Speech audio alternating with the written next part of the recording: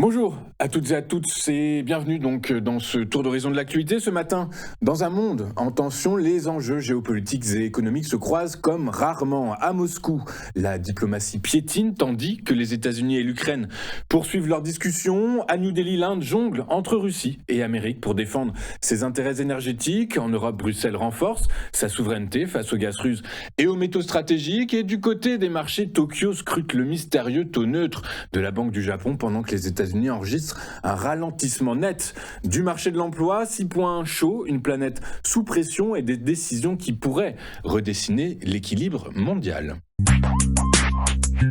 À Moscou, 5 heures de discussion entre l'émissaire américain Steve Witkoff et Vladimir Poutine et pas un millimètre d'avancée, zéro, rien, le désert diplomatique. Bref, on a assisté à la réunion la plus longue pour aboutir au plus court communiqué de l'année. Mais attention, si nous, Européens, avons l'impression d'un sommet inutile, le Kremlin, lui, coche toutes les cases. Objectif numéro 1, gagner du temps. Et là-dessus, Poutine est imbattable. Depuis janvier, la Russie avance en moyenne de 467 km² par mois. À ce rythme, ils vont finir par réclamer une carte de fidélité. Dernier gain, Pokrovsk, un nœud logistique clé. Oui, puisqu'effectivement, 150 000 soldats russes ont été tués depuis 2022, mais pour le pouvoir, c'est un investissement façon comptabilité poutinienne. Sur le plan intérieur, l'opinion russe est exténuée. 83% des Russes disent vouloir que la guerre s'arrête. Du coup, Poutine s'affiche en homme raisonnable, celui qui discute avec Washington, l'image du pacificateur tout en bombardant le Donbass la minute suivante. Bref, une forme de schizophrénie stratégique, mais assumée. Et pendant que Moscou savoure, le feuilleton diplomatique continue. Après la Russie, Witkoff et Kushner s'envolent pour la Floride. Ils y retrouvent le négociateur ukrainien Rustem Umeyov, selon la vice-première ministre Oha Stavencheva. Diplomatie façon tourisme géopolitique. Moscou le mardi, Miami le vendredi. On attend de savoir quelle sera la prochaine destination. Et le plus ironique dans tout ça, eh bien, c'est le contexte international. À Washington, Donald Trump souffle alternativement le chaud, le froid et parfois le vide sidéral. Il menace d'arrêter l'aide à Kiev, puis se montre prêt à lever des sanctions. Le Kremlin n'en demandait pas tant. Tout ce qui divise l'Occident est bon à prendre. Poutine regarde Trump comme un trader, regarde un marché trop volatile. C'est risqué, mais ça peut rapporter gros. Et l'Europe ? Dans tout ça, absente, invisibilisée, reléguée au rôle de spectateur inquiet. Pourtant, l'Union européenne vient tout juste, comme on va le voir, d'annoncer la fin des importations de gaz russe d'ici l'exercice 2027, un tournant stratégique majeur, mais qui n'impressionne visiblement personne au Kremlin. Moscou estime que l'Europe n'a plus les moyens d'imposer une ligne, trop divisée, trop dépendante et trop occupée à organiser ses plans de diversification énergétique. En conclusion, eh bien, la Russie joue une partie d'échecs où elle avance ses pions. Trump déplace les règles et l'Europe regarde l'horloge en espérant que la pendule diplomatique finira par miracle par tourner en sa faveur. Bref, un pari, disons, optimiste. L'Inde se retrouve aujourd'hui au cœur d'un jeu géopolitique d'une intensité rare. Alors qu'elle subit des droits de douane punitifs de 50% imposés par Washington sur ses exportations, New Delhi s'apprête pourtant à dérouler le tapis rouge à Vladimir Poutine pour un sommet de 2 jours. Ce décalage illustre une réalité de plus en plus évidente. L'Inde ne veut dépendre ni des États-Unis, qu'elle juge imprévisibles, ni de la Chine, qu'elle considère comme hostile. Elle revendique donc une diplomatie autonome, ajustée à ses propres intérêts énergétiques et stratégiques. Les enjeux économiques sont colossaux. Le commerce bilatéral indo-russe a atteint près de 69 milliards de dollars, mais avec un déséquilibre massif, seulement 4,9 milliards d'exportations indiennes contre plus de 63 milliards d'importations essentiellement du pétrole. Objectif, eh bien, dépasser les 100 milliards d'ici 2030. Moscou, affaibli, vous le savez, par les sanctions occidentales, propose à l'Inde une diversification, nucléaire civil, technologies énergétiques et coopération militaire. Mais là encore, les limites russes apparaissent. Pénurie de puces, retard sur les systèmes S-400 et crédibilité affaiblie sur le Su-57. Bref, l'exercice d'équilibriste se complique avec les États-Unis. Washington accuse New Delhi de profiter du pétrole russe pour financer dénoncer Moscou et impose une surtaxe de 25% supplémentaire. L'Inde, elle, se défend. Garantir l'énergie de 1,4 milliard d'habitants passe avant tout par l'allégeance. Tout en réduisant temporairement ses achats de brut russe, elle signe un accord massif pour importer 2,2 millions de tonnes de GPL américains. Bref, un signal envoyé à la Maison-Blanche pour ne pas laisser se détériorer la relation. À l'arrière-plan, un autre élément pèse, les négociations informelles entre Américains et Russes sur la fin de la guerre en Ukraine. Si un compromis émerge, la pression qui s'exerce sur New Delhi pourrait se relâcher. En attendant, l'Inde avance sur une ligne de crête, maximiser ses marges de manœuvre tout en évitant de choisir un camp. Bref, un pari risqué mais cohérent avec son ambition de devenir une puissance réellement non alignée dans le nouvel ordre mondial. L'Union européenne renforce ce matin deux piliers essentiels de sa souveraineté économique, l'accès aux matières premières stratégiques et l'indépendance énergétique vis-à-vis de la Russie.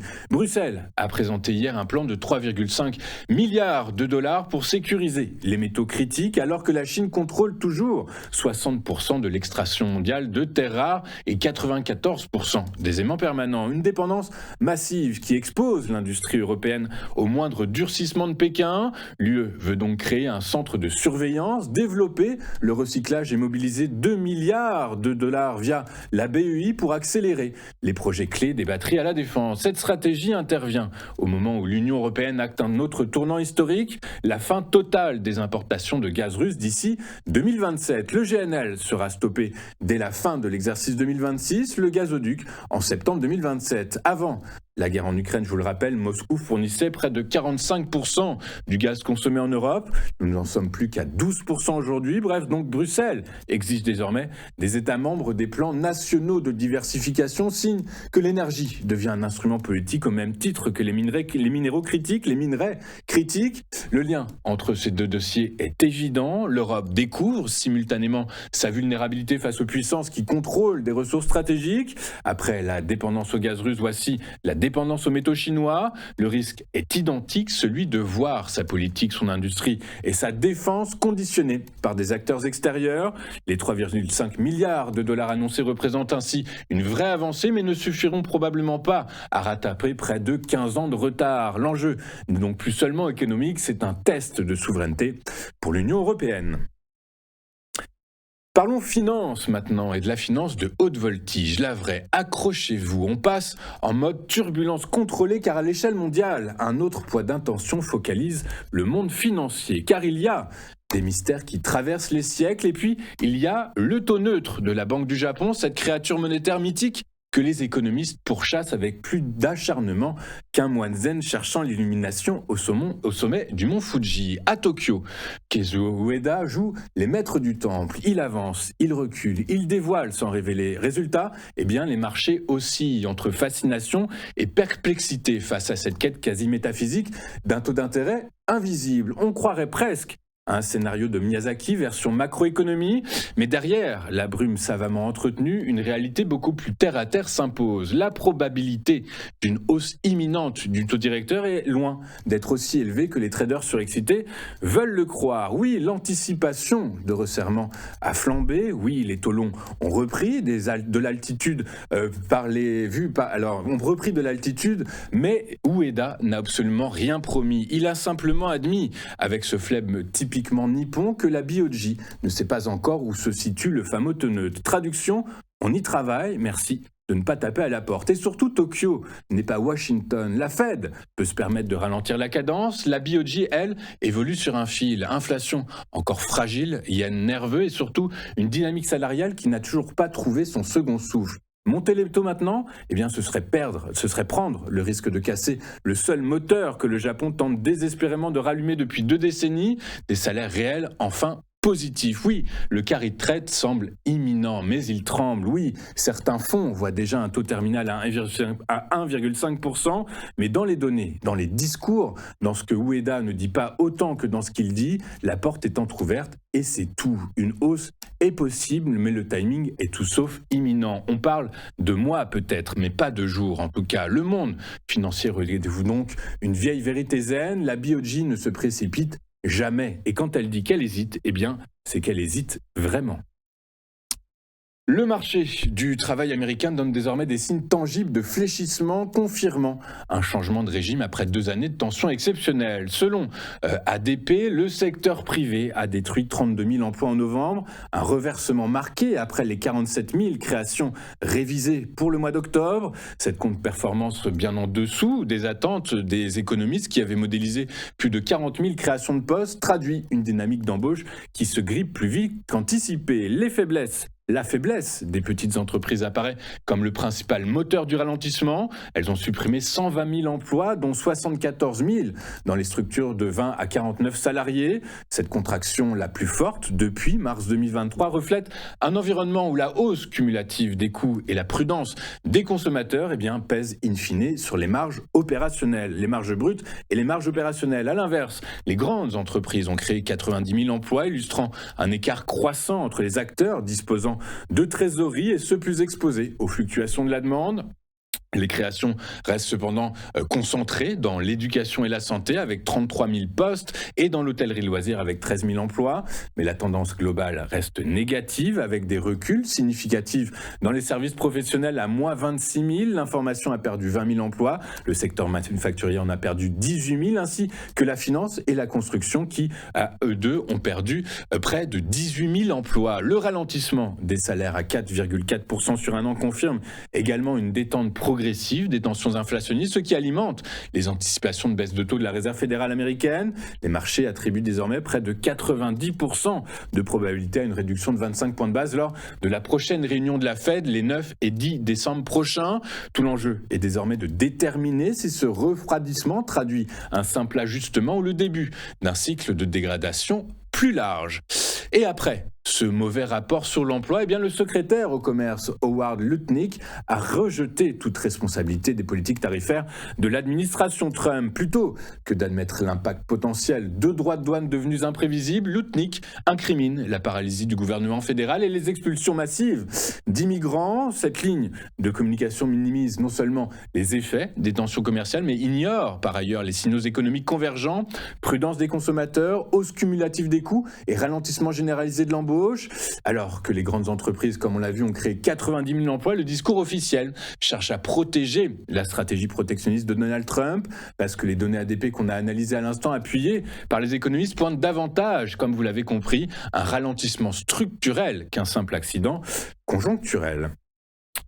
Avant de faire un point sur les performances des principaux actifs mondiaux, regardons ce à quoi les investisseurs vont être attentifs aujourd'hui. Et aujourd'hui, tout peut être source de volatilité. La géopolitique l'est évidemment, la politique monétaire, l'évolution du dollar par rapport à un panier de devises et notamment par rapport à l'euro sera évidemment à suivre. On regardera toujours comment se comporte le marché de l'emploi aux États-Unis à 14h30 avec les inscriptions hebdomadaires au chômage et nous écouterons également les discours des grands argentiers mondiaux qui nous donneront, même si ça y est, on est rentré dans cette période où ils sont censés ne plus rien dire du côté des États-Unis, c'est ce fameux silence, c'est du côté de l'Europe que la politique monétaire sera à surveiller de très près. Jetons désormais un coup d'œil sur la réaction des grandes places financières mondiales lors de la séance d'hier et en Europe, les marchés ont terminé la séance sans véritable direction, comme si les investisseurs attendaient un signal qui n'est jamais venu. Autrement dit, une séance en apesanteur. La raison est bien l'absence totale de nouvelles concrètes sur un éventuel accord de paix en Ukraine. Les opérateurs scrutent Moscou et Washington, mais pour l'instant, côté diplomatie, c'est surtout du bruit et très peu de musique. Résultat, l'Europe regarde, attend et ne bouge pas. S'ajoutent à cela les chiffres de l'emploi privé américain, plus faible qu'attendu, qui renforcent l'idée d'une baisse des taux directeurs de la Réserve fédérale américaine. Une bonne nouvelle potentielle, certes, mais pour les bourses européennes, cela reste une promesse venue d'outre-Atlantique et absolument pas un catalyseur immédiat. Conclusion des marchés prudents, suspendus entre géopolitique figée et attente monétaire. En clair, en Europe, on patiente. Résultat, à Paris, le CAC 40 a grappillé 0,16% pendant que Francfort pendant que Francfort reculait de 0,07% et que Londres cédait 0,1%. Aux États-Unis, Wall Street a terminé en hausse hier, dopé par un déluge de chiffres macro qui alimentent l'idée d'une baisse des taux de la Fed. La semaine prochaine, le S&P 500 a gagné 0,3%, le Dow Jones 0,88% et le Nasdaq s'est attribué 0,18%. Une progression solide malgré un invité surprise, Microsoft, qui a perdu jusqu'à 3% après une rumeur sur des quotas IA réduits avant de rebondir. Une fois l'information démentie, le marché adore les montagnes russes, surtout quand elles finissent dans le vert. Côté données, l'ISM Service reste stable à 52,6 points. L'emploi privé ADP, comme on l'a vu, a chuté de manière inattendue et les traders voient désormais à près de 90%. Ce matin, une baisse de 25 points de base. Bref, l'économie américaine donne l'impression d'un moteur qui tourne, mais avec un petit bruit inquiétant quand même. En toile de fond, Donald Trump laisse planer l'idée d'un changement à la tête de la Fed, ce qui dope encore les paris de Vich. Résultat, les small caps s'envolent. Le Russell 2000 a gagné 2% hier, porté par l'espoir d'un cycle de baisse de taux prolongé. Les prix du pétrole hier ont grimpé, dopés par la demande, moins dopés par la demande que par l'impasse diplomatique. Après 5 heures de discussion au Kremlin, Witkoff et Poutine n'ont accouché d'aucune avancée, mais ont offert au marché un prétexte idéal pour tendre les prix. Les opérateurs lucides parient surtout que Vladimir Poutine n'a aucune envie de signer la paix. Ses exigences sur le Donbass portent davantage sur la conquête que sur la négociation. Et quand le président russe explique qu'il ne veut pas la guerre avec l'Europe, tout en étant prêt, si elle le cherche, on comprend pourquoi les prix du baril restent nerveux. En parallèle, les stocks américains ont augmenté de 600 000 barils contre une baisse attendue. Un frein logique donc au cours, mais largement éclipsé par la géopolitique. En conclusion, un marché pétrolier qui avance au rythme de Moscou et qui regarde Washington en espérant autre chose qu'un nouvel épisode diplomatique sans résultat. Dans ce contexte, eh bien, le baril de Brent de la mer du Nord pour livraison février a avancé de 0,35% à 62,67 $. Son équivalent américain, le baril de West Texas Intermediate pour livraison janvier, s'est octroyé, lui, 0,53% à 58,95 $ l'unité. Nous allons marquer une toute première pause dans cette édition du 4 décembre 2025 et juste après, comme vous en avez l'habitude tous les jeudis matins, nous retrouverons Éric Seban et son Chronodax. À tout de suite sur Téléfinance.